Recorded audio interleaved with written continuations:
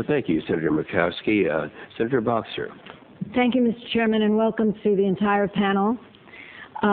In this committee, it's our job to talk about sound science. It is not in our committee rules to discuss novels or plays or TV shows or movies, although as a senator from California, I appreciate my chairman's focus on the arts because it is very important to me.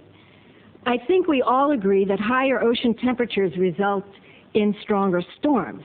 I don't think that's a debate. The supposed disagreement is over the cause of the higher ocean temperatures.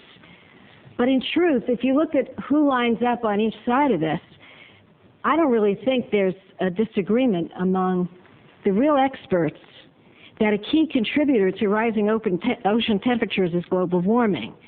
The leading scientists around the world have overwhelmingly accepted this proposition. And I have a chart here I'd like to show you. Could you come a little closer with the chart?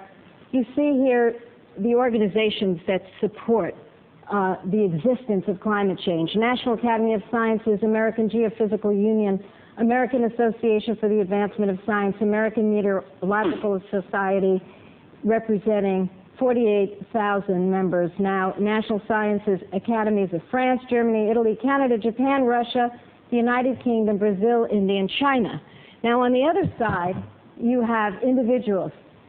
I won't go through their names. They're from different institutes. The George Marshall Institute, American Enterprise Institute, Competitive Enterprise, American Enterprise Institute, again, Competitive Enterprise.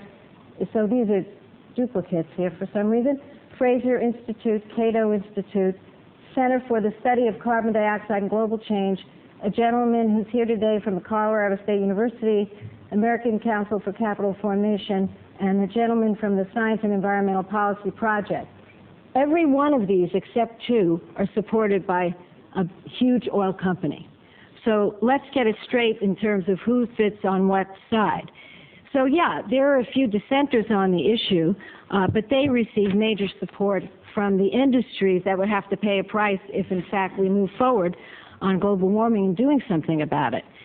So given what we know about the devastating effects of hurricanes and the threats caused by global warming, which could include flooding of our coastal cities, loss of agriculture, irreparable damage to ecosystems, I think we have to focus on fact, not fiction.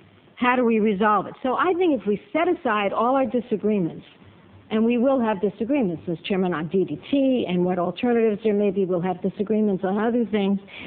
I think we agree that, and I hope we would agree, and I know the Corps agrees, that protection of wetlands would be a positive step in helping protect us against hurricanes. So for the remainder of my time, I want to show you a chart, a picture of a situation where you see how the wetlands act as a buffer. Here you have the ocean, here you have a very healthy wetland, and here you have the land. And when we were briefed, and Mr. Chairman, I do appreciate the meetings that you called. I learned so much. And when the Corps spoke to us, they basically said that the wetlands act as a cooling down element so that by the time the hurricane reaches where people are, it's not as fierce. It is also a buffer. It is also a sponge. So these wetlands are a gift from God. We're all beginning to understand better just how valuable they are. In my home state of California, I am so sad to tell you that we've lost 91% of our wetlands. It's disastrous. And we are suffering more flooding than ever. Now, in the lower 48, we've lost 53% of our wetlands. Louisiana loses the equivalent of one football field of wetlands every 38 minutes.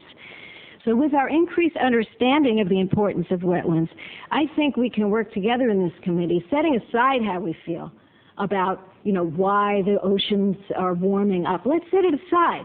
Let's do something for our country. So thank you very much, Mr. Chairman. Well, thank you, Senator Boxer. Senator Voinovich, and before you speak, I want to make sure everyone here is aware, probably Senator Voinovich